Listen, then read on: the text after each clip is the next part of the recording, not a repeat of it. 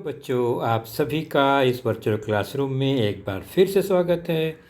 और आज हम उपस्थित हुए हैं कक्षा 8वीं का विषय लेकर, और वह विषय है गणित। गणित विषय में हमारा आज का जो टॉपिक होगा वह होगा आपके पाठ्य पुस्तक से लेसन नंबर 5वां, एक्सपांशन फॉर्मूले भाग पहला, विस्तार सूत्र भाग 1। और मैं हूं आपका वर्चुअल मार्गदर्शक Ajay Kumar Maurya, MCGM virtual classroom Dadar से। तो चलिए शुरू करेंगे हमारा आज का टॉपिक विस्तार सूत्र। और बच्चों, इसके पहले आपने कुछ विस्तार सूत्र को जाना है, हम उस पर थोड़ी सी एक नज़र जरूर डालेंगे। तो आज के इस लेसन में हमारी जो चर्चा होगी वह होगी दो पदों के योग का वर्ग, जो कि हमने पिछली कक्षाओं में देखा है। दो पदों के अंतर का वर्ग, वो भी हमने देखा है।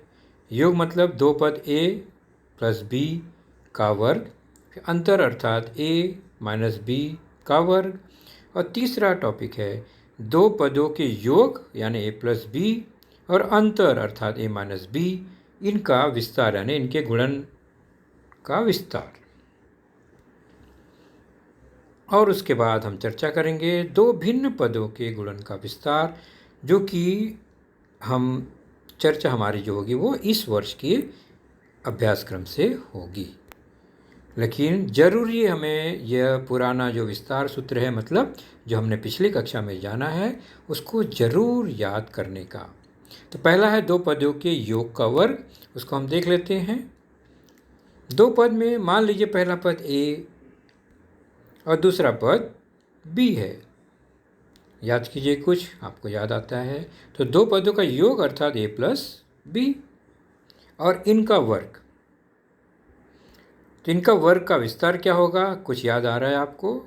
अगर नहीं याद आ रहा है तो हम इसको आज देख लेंगे और उसके ज़रूर नोट करेंगे। तो आप अपने साथ एक नोटबुक, एक पेन ज़रूर लेकर बैठिए और इन सूत्रों को नोट करके रखिए। तो शुरू करेंगे a प्लस b का वर्ग। अब वर्ग है मतलब दो बार गुणा, हम अच्छी तरह जानते हैं। किसी भी संख्या का गुणा या व्यंजक का गुणा या पद का वर्ग हो तो उस पद में उसी पद से गुणा होता है, अर्थात a प्लस b का वर्ग बराबर हुआ a प्लस b गुणे a प्लस b। ये आप अच्छी तरह जानते हैं। अब इसको हम गुणा करके चेक कर लेते हैं सीधे सीधे। a प्लस b में a प्लस b से गुणा करके देखेंगे क्या आता है। आपको याद आ गया होगा शायद इसका विस्तार, फिर भी हम चेक करेंगे। तो शुरुआत करते हैं जब व्यंजकों का गुणनफल, तो हमेशा लेफ्ट से शुरू करते हैं। हम संख्याओं में राइट से गुणा शुरू करते हैं यानी इकाई की तरफ से, लेकिन व्यंजकों में लेफ्ट से गुणा करते हैं। तो लेफ्ट की जो व्यंजक है वो a है। a का a में गुणा हुआ तो a का वर्ग हुआ a स्क्वायर। उसके बाद इसी a का दूसरे पद यानी प्लस b में गुणा हुआ तो आ गया ab। तो हमारा a से गुणा पूरा हुआ। अब चलेंगे b से गुणा और ऊपर शुरुआत करेंगे फिर a से। a में b का गुणा हुआ तो फिर से ab आया और फिर b का b में गुणा हुआ तो हो गया b स्क्वायर।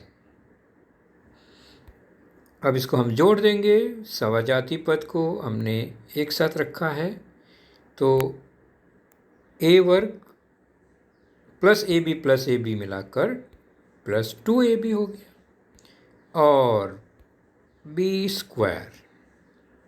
तो a square plus 2ab plus b square हमें मिला, अर्थात a प्लस b का वर्ग होता है a square plus 2ab plus b square.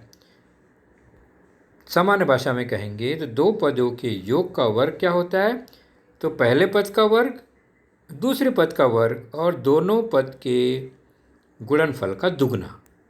पहले पद का वर्ग मतलब a स्क्वायर, दूसरे पद का वर्ग b स्क्वायर, वो भी है इसमें लास्ट में लिखा है, और बीच में दोनों के गुणनफल का दुगना 2ab। यह होता है दो पदों के योग का वर्ग। आपने इससे पहले भी सीखा है, इसे जरूर नोट करके रखिए। हमेशा यह बहुत उपयोगी विस्तार सूत्र है बच्चों।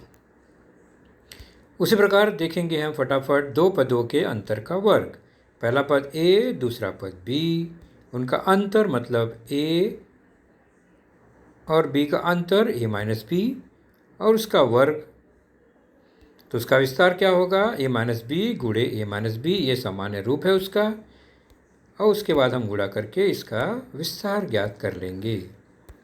a माइनस बी का वर्ग मतलब a माइनस बी गुणे a माइनस बी। अब इसी को हम गुणा करके चेक करेंगे जैसा पिछली बार किए थे। गुणा करने से कॉन्फिडेंस बढ़ जाएगा और हमें याद भी हो जाएगा। शुरुआत कहाँ से करेंगे? लेफ्ट साइड से। व्यंजक का गुणा है तो a का गुणा a में होगा, फिर a का गुणा माइनस b में होगा। तो a गुणे a का वर्ग, उसके बाद a का गुणा माइनस b से, तो a b माइनस में हो गया। उसके बाद माइनस b का गुणा प्लस a में हो गया, तो एक ऋण एक धन माइनस ab यहाँ भी आया। और अंत में माइनस बी और माइनस बी का गुणा हुआ तो प्लस बी स्क्वायर आ गया। सामान्य नियम के अनुसार हुआ यह। अब हम जोड़ देंगे। a का वर्ग आया, माइनस एक ए बी माइनस एक ए बी हो गया minus 2ab plus B square. तो यहाँ पर हमें विस्तार मिल गया। a माइनस बी पूरे का वर्ग बराबर हुआ a square minus 2ab plus B square. तो सामान्य भाषा में क्या कहेंगे? दो पदों के अंतर का वर्ग बराबर होता है पहले पद का वर्ग धन दूसरे पद का वर्ग और बीच में माइनस 2ab मतलब दोनों पद के गुणनफल का दुगना। तो योग और अंतर में क्या अंतर हुआ? बीच में माइनस हुआ तो जो माइनस बीच का पद है माइनस 2ab वही बदला, प्लस 2ab से माइनस 2ab हो गया। बाकी दोनों पद जो हैं पहला और दूसरा उनका वर्ग धनात्मक ही होगा। तो यह भी हमने पिछली बार देखा है, पिछली कक्षा में देखा है। उसके बाद दो पदों के योग और अंतर दोनों के गुणनफल का विस्तार क्या होगा? तो पहला पद a, दूसरा पद b। तो योग मतलब a धन b और अंतर अर्थात a माइनस b। इनका गुणनफल का विस्तार यानी गुणनफल क्या आएगा? तो वो करके देखेंगे गुणा सीधे सीधे। a प्लस बी में a माइनस बी का गुणा। ध्यान से देखेंगे। तो शुरुआत करेंगे a से a में गुणा, आ गया a का वर्ग, बिल्कुल सही। अब a का गुणा प्लस b में अर्थात धनात्मक है ab।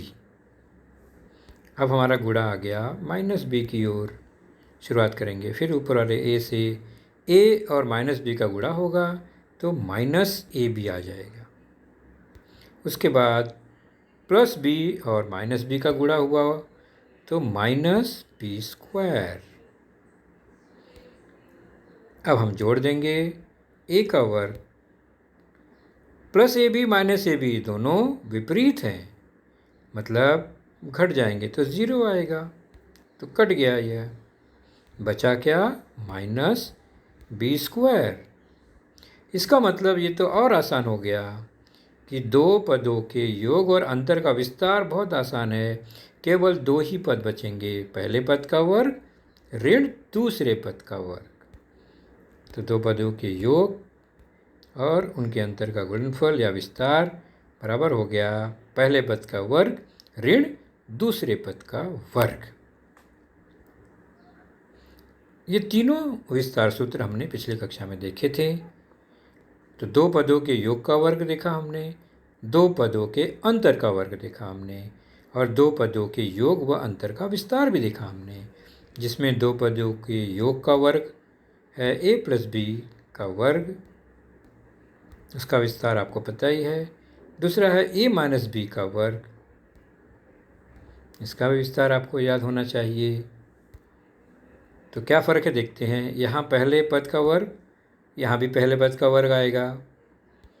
उसके बाद प्लस है तो प्लस आ गया, माइनस है तो माइनस आ गया। दूसरा पद 2ab दोनों पद के गुणनफल का दुगना, ab के गुणनफल का दुगना, यहाँ भी 2ab आएगा तो हो गया -2ab। फिर दूसरे पद का वर्ग, दोनों तरफ सेम। तो मुख्य अंतर केवल क्या है, तो योग है तो दूसरा पद धनात्मक और अंतर है दूसरा पद ऋणात्मक, बाकी कोई अंतर नहीं दिख रहा इसमें। और तीसरा है दो पदों का योग व अंतर का विस्तार, बहुत आसान है ये तो। ए और बी, एक बार योग एक बार अंतर, बराबर हुआ a² माइनस b²। तो दो पदों की योग और अंतर का विस्तार बहुत आसान है, पहले पद का वर्ग ऋण दूसरे पद का वर्ग। ये अभी तक हमने इसे 7वीं कक्षा में देखा है और 8वीं कक्षा में आने के बाद हमें इसे रिवाइज करना, याद रखना बहुत ज़रूरी है। इसलिए हमेशा इसे याद रखिए, कभी मत भूलिए। जब भी गणित पढ़ेंगे आगे चलकर इसकी ज़रूरत पड़ेगी। चलिए शुरू करते हैं। दो भिन्न पदों के गुणन का विस्तार। तो उसमें दो भिन्न पद हैं, इसलिए एक पद मान लीजिए x + a है और दूसरा पद है x + b। ये अलग अलग पद और इनका गुणा, तो x + a गुणे x + b होगा तो क्या होगा, एक चरांक x दोनों में है, बाकी दूसरा जो चरांक है वो अलग अलग है। तो हम क्या करेंगे, वही तरीका, गुणा। हमने गुणा क्यों किया पिछली बार, पिछले हमने अभी जो देखा दोनों तीनों विस्तार में, ताकि यहाँ पर हम उपयोग कर सकें।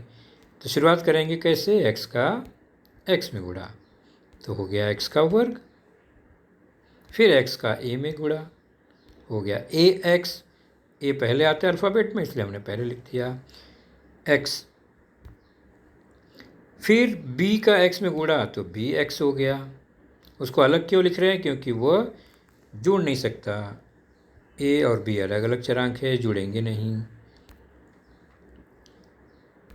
और उसके बाद b में a का गुणा हुआ तो a भी आया।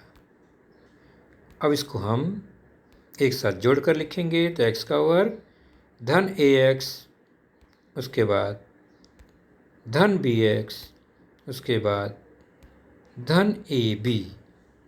तो ये चार पद हमें यहाँ पर मिल गए, x का वर्ग, फिर ax bx, फिर ab, यानी पहले पद का वर्ग मिला हमें, फिर पहले पद गुणे उसका जो तीसरा पद है वो, और फिर चौथा पद में x का गुणा, अर्थात x को छोड़कर एक बार जो a और b है उसमें x का गुणा होगा बारी बारी से। तो a में x का गुणा, b में x का गुणा और अंत में ab। तो ये हमारे पास बचा, इसको हम सरल करेंगे धीरे धीरे। तो हमें क्या दिखाई दे रहा है यहाँ पर, x का वर्ग, x दोनों में कॉमन है ax और bx में, तो उसको कॉमन निकाल लिया तो बचा क्या, a बच गया और b बच गया। उसको हमने a + b एक साथ ले लिया, x कॉमन लिया तो a और धन b बच गया, धन ab। तो इस तरह हमें अंत में मिला x का वर्ग a धन b गुणे x। ऊपर के ही सूत्र को हमने केवल अरेंज किया है, x को बाद में लिख दिया और ab। तो इस तरह से x + a x + b का विस्तार हुआ x² + a + b x + ab। कैसे याद करेंगे इसे, तो x दोनों में है, x का वर्ग हुआ, उसके अलावा a b है तो a धन b जोड़ दिया और उसमें x से गुणा हो गया। तो x के अलावा दोनों पद को जोड़कर उसमें x से गुणा और अंत में दोनों जो पद हैं x के अलावा उसका गुणनफल ab लिख दिया। तो ये हमें मिला x + a x + b का विस्तार, expansion of x + a into X plus B.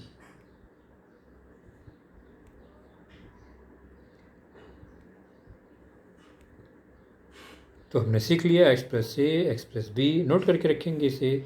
क्या आएगा, पहले एक्स का वर्ग, उसके बाद एक्स के अलावा ए धन बी, उसको कोष्टक में लिखेंगे और एक्स से गुणा कर देंगे और अंत में एक ए और बी का गुणनफल। तो यह एक नया विस्तार हमें मिला। चलिए इसी पर आधारित एक उदाहरण हल करते हैं, उसका उपयोग कैसे करेंगे। x प्लस 5 गुणे एक्स प्लस 3 का विस्तार कीजिए। तो x दोनों में है, 5 और 3 है a और b की जगह पे। तो कैसे लिखेंगे, पहले x का वर्ग गुण, उसके बाद धन, फिर a और b जोड़ा गया है, a और b की जगह पर 5 और 3 है तो 5 धन 3 हो गया। उसके बाद x से गुणा है तो x बाहर आ गया गुणे में। धन ए बी का गुणा है, यहाँ 5 और 3 है तो 5 और 3 का गुणा।